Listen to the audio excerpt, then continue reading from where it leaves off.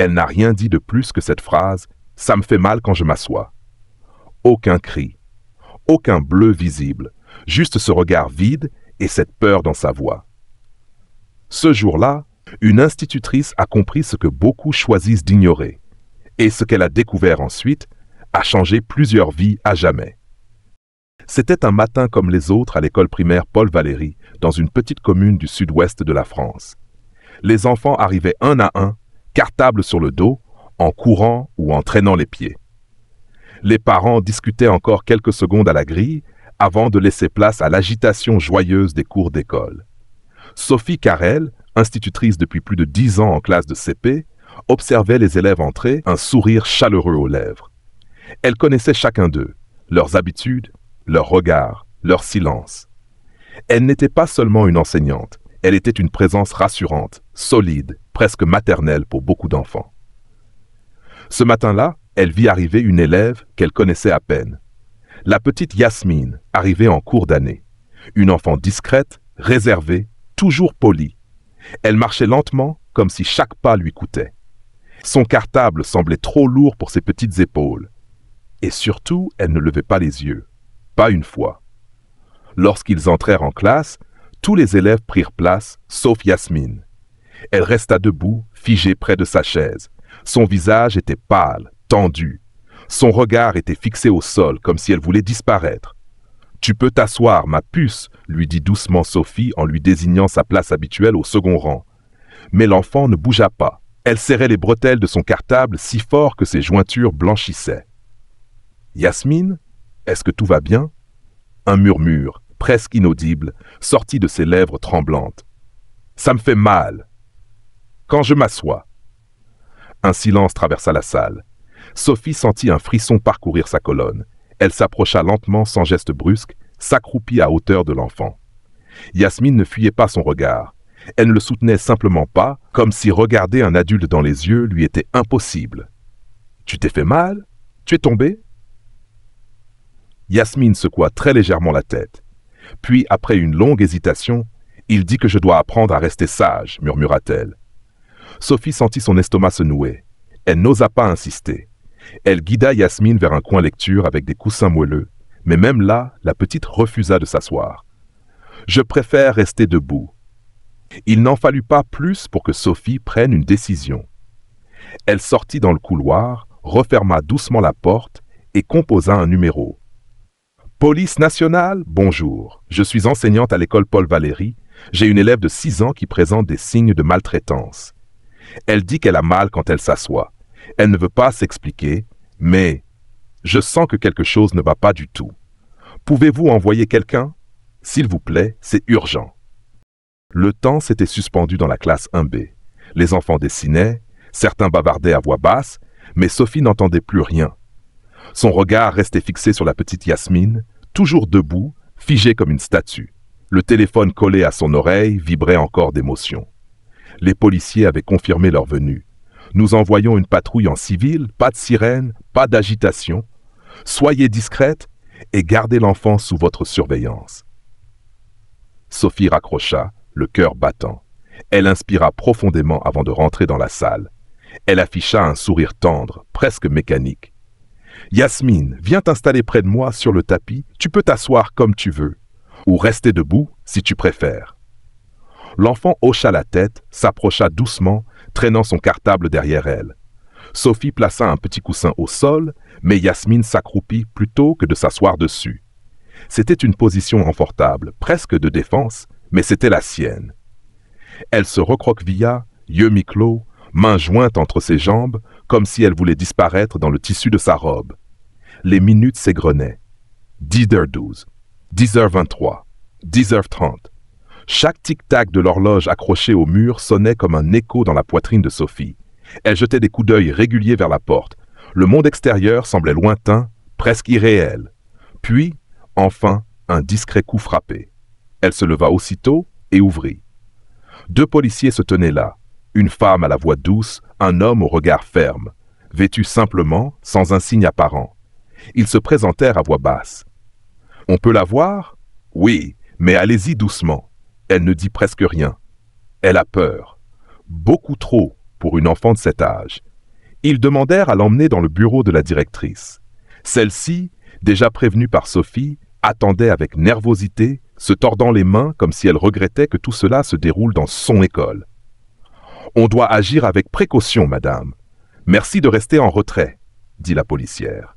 Yasmine entra sans un mot, accrochée à la manche de Sophie comme à une bouée. La policière s'agenouilla à sa hauteur, l'air doux et rassurant. « Bonjour Yasmine, tu sais pourquoi on est là ?» Elle secoua la tête.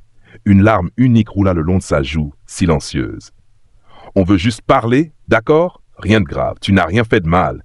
On est là pour t'écouter. » Mais Yasmine restait muette, les yeux fixés sur le carrelage, comme si tout ce qu'elle avait vécu l'avait rendue étrangère à la parole. Après une dizaine de minutes, elle souffla un mot. « J'ai mal ici », en désignant l'arrière de ses cuisses du bout du doigt. Un poids tomba dans l'air. Les policiers échangèrent un regard. Le silence qui suivit disait tout, il se passait quelque chose de grave. Mais légalement, ils étaient coincés. Aucune trace visible, aucune déclaration précise. Pas encore. « Nous allons rédiger un signalement, » dit la policière en aparté à Sophie. Continuez à l'observer. Parfois, les enfants parlent avec leurs dessins, leurs gestes, leur silence. C'est là que les vérités se cachent. Sophie hocha la tête. Elle savait. Elle avait déjà vu ça. Une fois, une seule. Et elle n'avait pas agi. Elle s'était tue. Par peur. Elle ne le referait pas. Yasmine retourna en classe comme si rien ne s'était passé. Mais rien n'était plus normal. Ce jour-là, elle ne prononça plus un mot. Elle ne joua pas à la récréation. Elle dessina sans relâche, toujours la même chose. Une chaise vide. Sophie resta tard ce soir-là à l'école, seule dans la salle de classe vide. Le dessin de Yasmine dans les mains. Une chaise. Et des taches rouges grossières autour. Un cri silencieux que personne ne voulait entendre. Le lendemain matin, Sophie arriva avant l'aube. Le soleil n'avait pas encore percé les nuages et la cour de récréation était plongée dans une brume légère. Elle ne dormait plus depuis 2 nuits. Le dessin de Yasmine hantait ses pensées. Une chaise, des taches rouges et ce vide glacial dans les yeux d'une enfant. Avant que les élèves n'arrivent, elle consulta discrètement la psychologue scolaire, Madame Perrier, une femme expérimentée, au regard perçant derrière ses lunettes ovales. Elle observa le dessin longuement, le tenant à la lumière. « C'est très symbolique, » dit-elle d'un ton grave. « Mais symbolique de quoi? Du contrôle, de la douleur, d'un lieu qui devrait être neutre, une chaise, mais qui devient le centre d'une souffrance. Et ces taches rouges? Yasmine n'a peut-être pas les mots, mais elle a des souvenirs. Il faut creuser, discrètement, gagner sa confiance. » Sophie acquiesça. Il fallait être patiente, même si chaque jour semblait une trahison de plus. Lorsque Yasmine arriva ce matin-là, elle portait un sweat trop grand pour elle, bien trop chaud pour cette journée de printemps. Elle marchait lentement, toujours silencieuse. Mais ses yeux cherchaient Sophie comme un phare cherche la côte. « Tu veux t'installer où tu veux aujourd'hui ?» demanda Sophie. « Là où il n'y a pas de chaise, » murmura-t-elle. Alors Sophie l'installa sur un petit tapis au coin lecture avec des coussins doux et un plaid qu'elle avait apporté elle-même de chez elle. C'était peu, mais c'était un début. Yasmine s'y recroquevilla, serrant un petit carnet dans ses bras. « Tu veux dessiner, ma puce? Ou écrire ?» Elle hocha la tête timidement, et toute la matinée elle ne bougea pas. Elle dessinait, encore et encore, toujours des objets du quotidien. Une cuillère, un lit, une chaise, une ceinture. Mais jamais de visage, jamais de sourire. À midi, alors que les autres enfants étaient à la cantine, Sophie resta avec elle. Elles partagèrent une banane et un jus d'orange. Aucun mot, juste une présence. Puis, alors qu'elle allait ranger, Yasmine murmura « Tu crois que quand on est méchante, on mérite d'avoir mal ?» Sophie s'immobilisa. « Non, personne ne mérite de souffrir. Et toi, tu n'es pas méchante, tu es une enfant. » Yasmine serra plus fort son carnet. Une larme silencieuse coula sur sa joue. Ce soir-là, Sophie rentra chez elle le cœur lourd. Elle rassembla toutes ses notes, les dessins, les mots dits et tus. Elle tenta de monter un dossier cohérent à remettre à l'aide sociale à l'enfance. Mais une réalité brutale lui revint. Sans marque visible, sans aveu clair, sans témoin, peu de chances que cela aboutisse. Elle se sentait impuissante, jusqu'à ce qu'un événement inattendu survienne. Le lendemain, un de ses élèves, Mathis, s'approcha d'elle après la classe. Il jouait souvent avec Yasmine dans la cour. « Maîtresse, je crois que Yasmine elle a mal parce qu'un monsieur la tape. Elle me l'a dit l'autre jour, mais elle a dit que c'était un secret. » Sophie sentit sa gorge se nouer. Cette fois, c'était un début de témoignage, un éclat de vérité, une fissure dans le mur du silence. Elle nota tout, avec précision. Puis elle fit ce que plus personne n'ose souvent faire, elle prit ses affaires et alla directement au commissariat. « Je veux déposer un signalement pour suspicion de maltraitance sur une mineure. J'ai des éléments, des témoignages indirects et des dessins. Et je refuse d'attendre que cette petite fille porte des bleus visibles pour qu'on l'écoute. » La policière l'écouta, attentive. Cette fois, elle prit le nom de l'enfant. La situation devenait sérieuse. Quelque chose venait de changer. La vérité, même fragmentaire, commençait à émerger. Et pour la première fois, Yasmine n'était plus seule. Le lundi suivant, il faisait anormalement chaud pour un mois de mai. Les enfants arrivaient en t-shirt, jouant sous les premiers rayons mordants du soleil. Mais Yasmine, elle, portait un pull rouge à col roulé, trop grand, trop épais, comme si elle voulait cacher tout ce que son corps aurait pu dire à sa place. Sophie la vit franchir le portail, tête baissée, les bras croisés sur le ventre, marchant à petits pas précautionneux. Une alarme invisible hurla dans l'esprit de l'institutrice. Ce n'était plus un doute, c'était une certitude. Le corps de cet enfant parlait à sa manière. Il criait même. Lorsque Yasmine entra dans la classe, Sophie lui sourit comme toujours, mais cette fois, elle s'approcha plus lentement, avec une douceur calculée. « Tu veux que je te tienne ton pull? Il fait chaud aujourd'hui, tu vas avoir trop chaud. » Mais l'enfant secoua vivement la tête, le visage figé. « Non, je préfère le garder. » Elle tremblait. Un geste, une réponse défensive. Ce n'était pas de la pudeur, c'était une protection. Sophie n'insista pas. Mais elle nota tout, mentalement, avec la rigueur d'un enquêteur. Elle savait que la moindre erreur pouvait compromettre tout le processus de signalement. Dans la journée, pendant une activité de coloriage, Yasmine leva timidement la main. « Maîtresse, je peux aller aux toilettes? »« Bien sûr. Tu veux que quelqu'un t'accompagne? »« Non. J'y vais vite. » Mais après plusieurs minutes, elle ne revenait pas. Sophie s'inquiéta. Elle confia la classe à la surveillante et se dirigea vers les sanitaires. En entrant dans les toilettes, elle entendit un léger sanglot. « Yasmine, c'est toi ?» Elle trouva la fillette assise par terre, le dos appuyé contre la porte déboulcée. Elle s'essuyait discrètement le visage avec sa manche. « Tu as mal? Tu veux que je te... »« C'est rien, » bredouilla-t-elle, les yeux fuyants. Mais quand Sophie la releva doucement, un pan du pull glissa. Et là, sur l'omoplate gauche, elle aperçut une ecchymose large, violette, récente.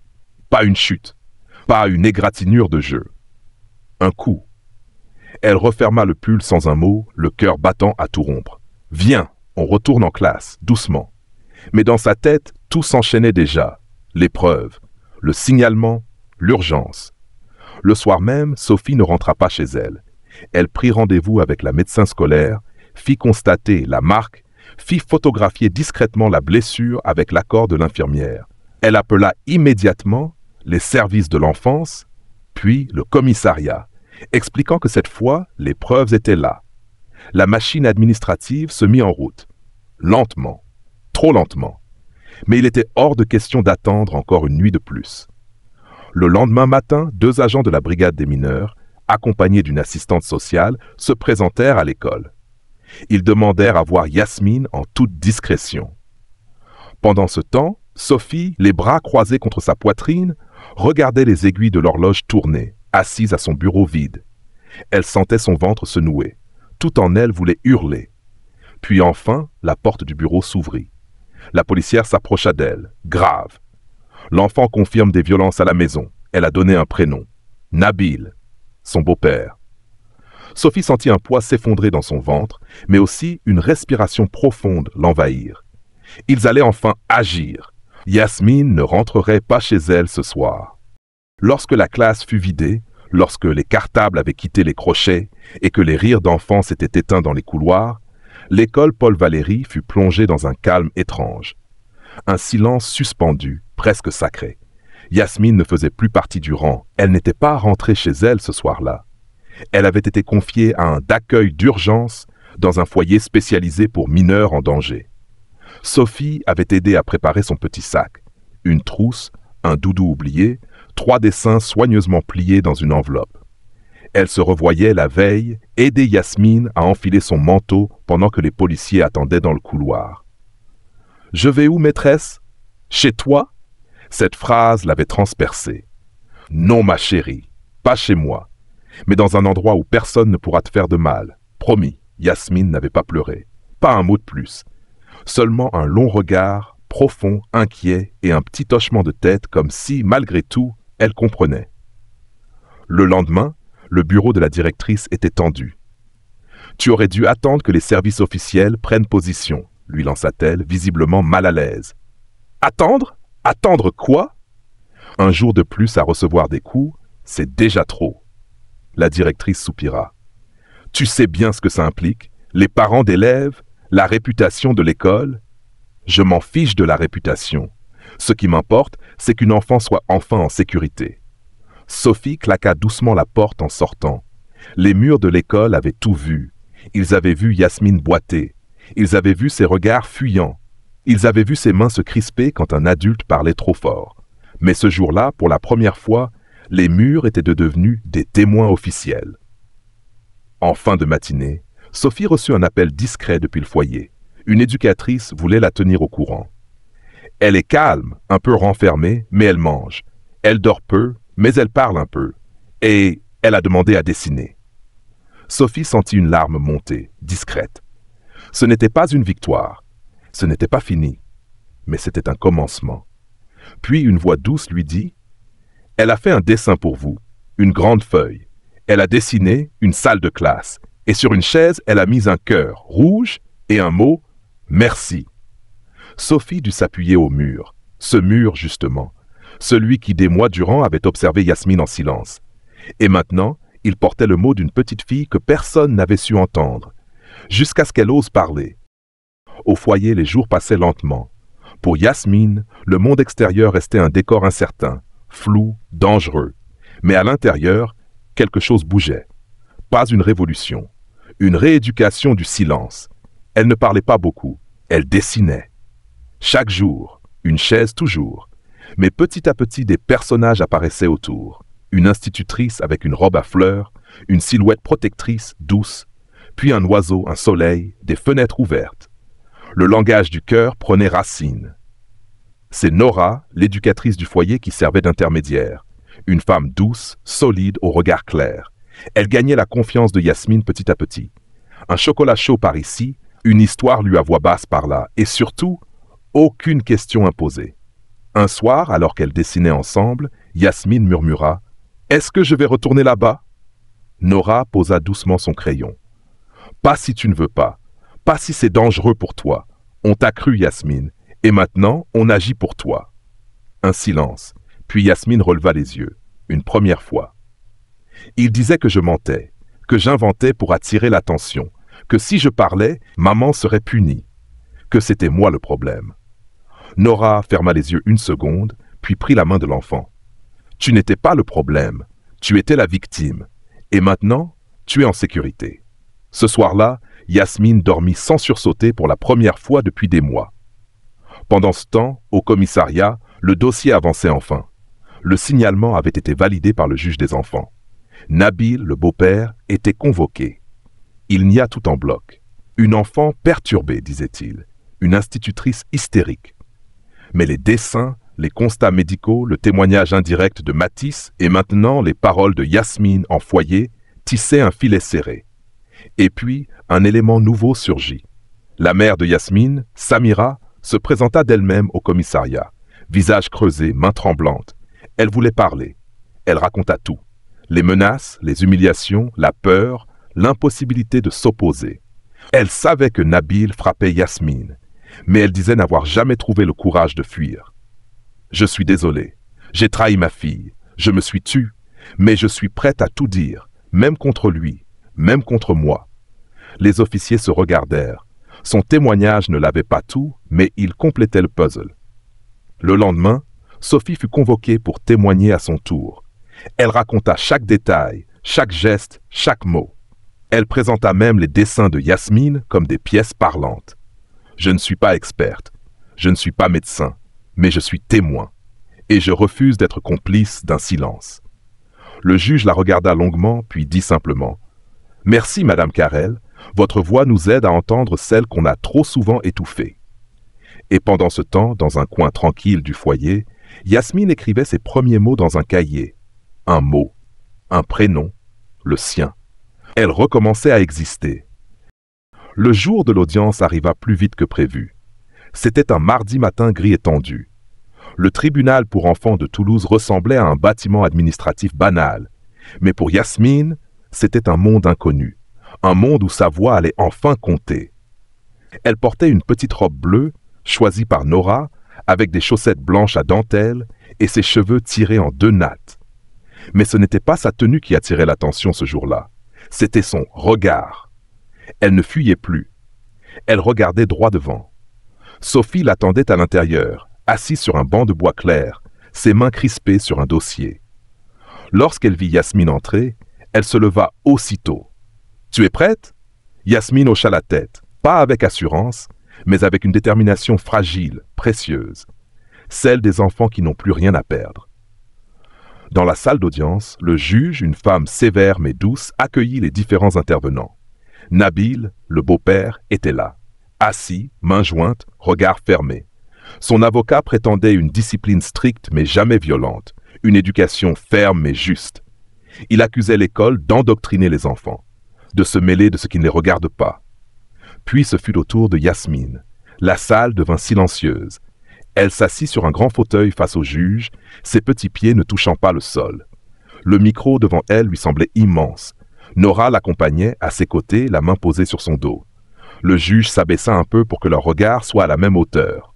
« Tu sais pourquoi tu es ici, Yasmine ?» L'enfant déglutit. Elle regarda Sophie, puis Nora, puis elle parla. « Oui, je suis ici parce que je ne veux plus avoir mal. Je ne veux plus avoir peur. » Un silence épais suivit ces mots. Le juge ne dit rien. Elle l'encouragea à poursuivre d'un regard calme. Il disait que j'étais mauvaise, que j'inventais. Mais je dis la vérité. Il me frappait avec sa ceinture. Il me disait que si je le disais, maman irait en prison. Alors j'ai rien dit, longtemps. Mais maintenant, je parle. Sa voix tremblait, mais elle ne baissait pas les yeux. Elle tenait. Je veux rester là où on m'écoute, où je peux dessiner sans qu'on m'arrache le carnet, où je peux aller aux toilettes sans qu'on me suive. Elle s'arrêta, essuya une larme. Et je veux voir ma maman, mais pas si elle est encore avec lui, parce que sinon, je redeviens muette. Sophie avait du mal à respirer. Une éducatrice à l'arrière sanglotait discrètement. Le juge, elle, restait droite, mais ses yeux étaient humides. « Merci Yasmine, tu es très courageuse. » Ensuite, Samira, la mère de Yasmine, témoigna à son tour. Sa voix était brisée par la honte, mais elle parla. « Je n'ai pas su la protéger. J'ai laissé faire. J'avais peur. Mais je ne me le pardonnerai jamais. Je veux changer. Pour elle. Pour qu'un jour, elle me voie autrement. » Après les témoignages, le juge suspendit la séance pour délibérer. Le couloir du tribunal résonnait des pas d'avocats, d'assistants sociaux, de murmures et de silences tendus. Puis, la décision tomba. Yasmine serait maintenue sous protection. Un suivi psychologique serait mis en place. Les droits parentaux de Nabil seraient suspendus jusqu'au jugement pénal. Des visites médiatisées avec sa mère pourraient être envisagées si celle-ci poursuivait sa démarche de séparation et de reconstruction. Sophie regarda Yasmine sortir de la salle. « Tu as été incroyable !» Yasmine se contenta de répondre « Je l'ai dit. Tout, j'ai tout dit. » Et dans cette petite voix, il y avait la force immense d'un enfant qui a décidé de se libérer. 2 mois avaient passé. L'été s'installait doucement sur la ville, et avec lui, une chaleur nouvelle, celle d'un monde un peu plus sûr pour une petite fille de 6 ans. Yasmine vivait désormais dans une famille d'accueil, un couple sans enfant qui l'appelait affectueusement « notre petite étoile ». Elle dormait mieux, elle mangeait mieux, elle riait parfois, elle posait des questions et surtout, elle n'avait plus peur de s'asseoir. Son dos, lentement, guérissait, mais c'était son cœur qui cicatrisait le plus fort. Chaque mercredi, elle envoyait à Sophie une petite lettre ou un dessin, un soleil, un arbre, des oiseaux, parfois un mot simple Merci ou je suis bien ici. Et un jour, elle écrivit, je pense que je peux grandir maintenant. Tu m'as laissé parler quand personne ne m'écoutait. Tu m'as vu alors que je voulais me cacher. Et tu as dit que j'étais forte. Alors j'ai commencé à y croire. À l'école Paul Valéry, Sophie gardait le dessin de la chaise au cœur rouge accroché à l'intérieur de son bureau. Un rappel. Qu'un jour, une enfant brisée lui avait tendu un message silencieux et qu'elle avait choisi d'écouter. Et que grâce à ce choix, une vie avait été changée. Chaque jour, dans nos écoles, nos quartiers, nos foyers, des enfants vivent des douleurs invisibles. Ils ne crient pas, ils ne frappent pas aux portes, ils souffrent en silence. Et il suffit parfois d'un regard attentif, d'une oreille disponible ou d'un adulte qui ose intervenir pour briser le cycle. Yasmine aurait pu être oubliée, mais quelqu'un a vu, quelqu'un a agi. Si cette histoire vous a touché, likez la vidéo pour qu'elle soit vue par plus de monde. Commentez pour partager votre ressenti ou votre propre expérience. Partagez cette vidéo autour de vous, vous ne savez jamais qui a besoin de l'entendre. Et surtout, abonnez-vous à la chaîne pour découvrir d'autres histoires vraies, inspirantes et bouleversantes. Car parfois, une histoire peut sauver une vie. Merci d'avoir écouté celle de Yasmine. À bientôt pour une nouvelle histoire vraie.